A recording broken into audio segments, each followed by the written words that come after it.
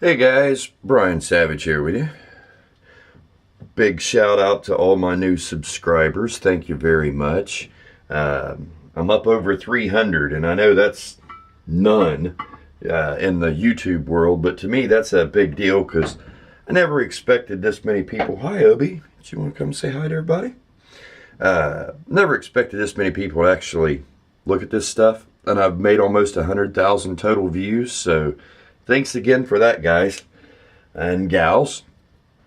Today I have a project that's been kind of sitting on the back burner. I purchased a powered speaker. I purchased it from one of the local, you rent it till you pay it off, or you can rent it for a short period of time, or whatever. Rent to owns, I think that's an actual store name. Rent-a-centers, all these different places. You know what I'm talking about. It was from one of those. And I went in. I went in there with a friend of mine who was making a payment on a washer and a dryer set, and I saw this big powered speakers, two 15s and a horn, and I asked him how much it was just to buy it. And they come back with the price, and it was like $160, maybe even less than that. I can't remember. It's been a while. Let me take a sip of my coffee here. But it worked for quite a while, and I used it as a monitor and as a powered speaker playing music out. And one day it quit working, and I picked it up and messed with it, and it started working again. And then it was intermittent. It powered on just fine, and everything was fine. It just didn't want to make sound.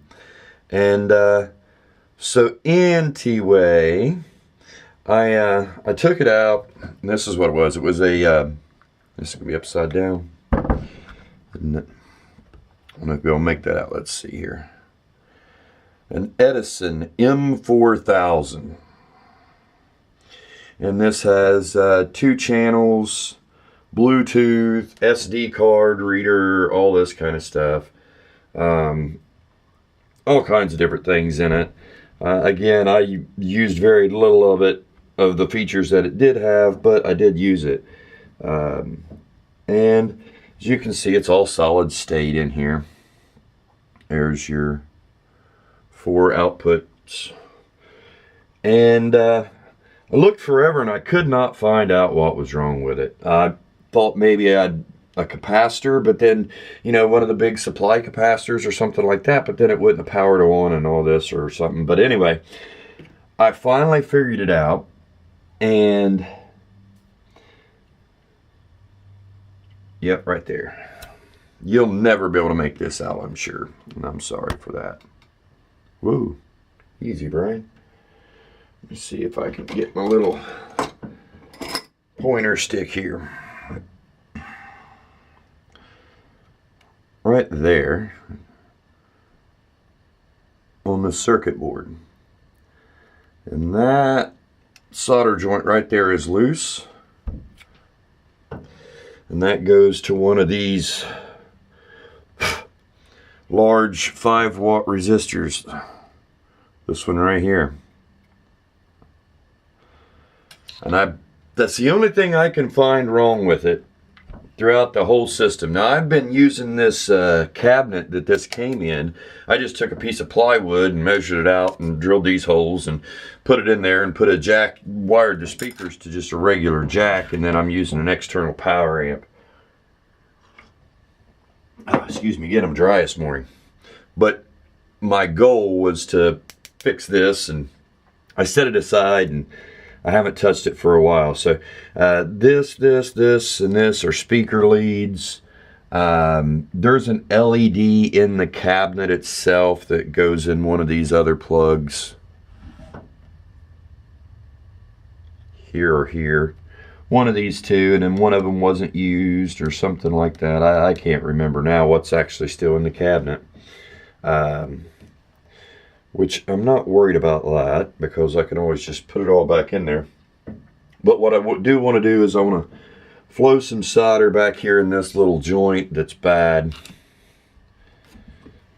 in that little solder joint. Back in there. Let's see. Which one was it?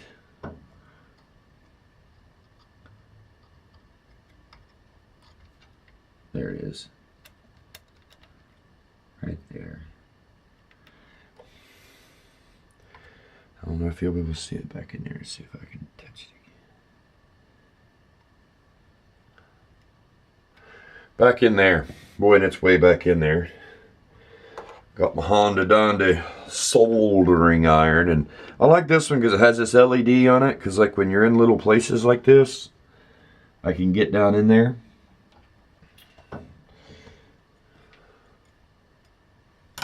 Obi, are you having fun?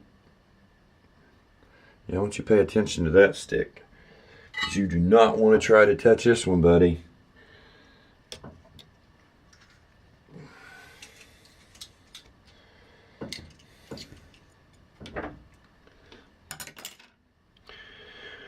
Sorry if you hear all the racket. Obi's wanting to play with my chopsticks, and I let him.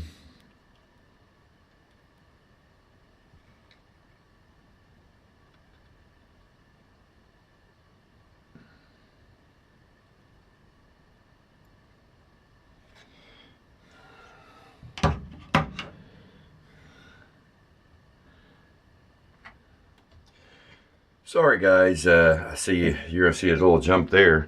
I got it soldered in there, but Obi wanted to get involved, and I was really afraid he was gonna put his paw out or something like that to swat on that iron, and I don't want to burn my little baby kitty who's just right there.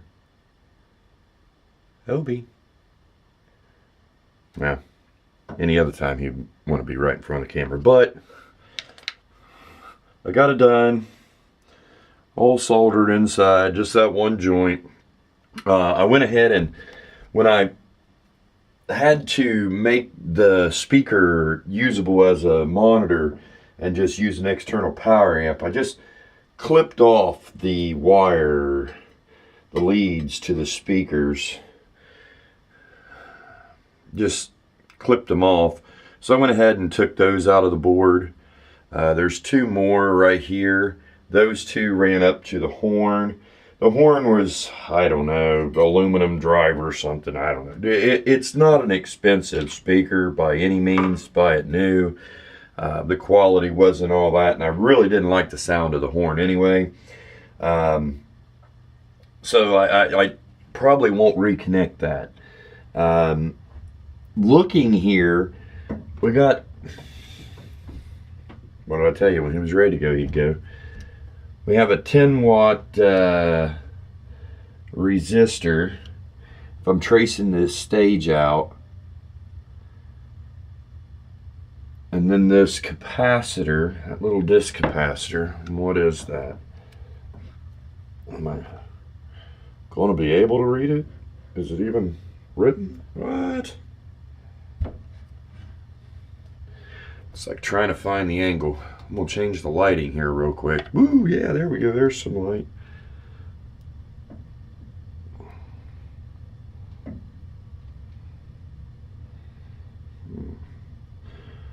And there's another cap on that output stage.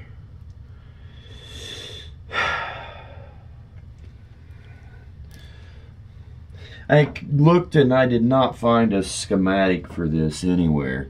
So I'm having to trace these traces on the board, which is so hard to do. It's just so hard to do it that way. Because a lot of times the components, the jumper, you know, of course, and it's a booger. And I just don't see anything but that cap, this little disc cap right here, that might clean that up. But I don't want to go changing that part of it. I'd rather just change the driver in the speaker itself if at all possible. I think that would just make it a whole lot easier. But who knows? But anyway, I do believe we got it fixed. I'm going to put it back in the cabinet, put the leads correctly, resolder them down in there. Actually, I think I'm going to make a long lead and a quick disconnect, because everything inside the cabinet was soldered. It wasn't able to pull up the speakers. So I think in that line somewhere I'll put a disconnect. That way it'll make that a little easier for me to do. But other than that, I do believe that I have, that's the only thing I can find in the whole amp that is a loose solder connection. I went over every single component, looking on this side, tapping, looking on the top side, tapping, making sure everything was all connected. I don't see any kind of caps swelled or discolored. I don't see any signs of heat in any of the resistors, even the large 10 and 5 watt resistors. It didn't have a whole lot of play time, and it was never really pushed hard, but you know, some of the things it's doing its maximum duty regardless of volume or levels.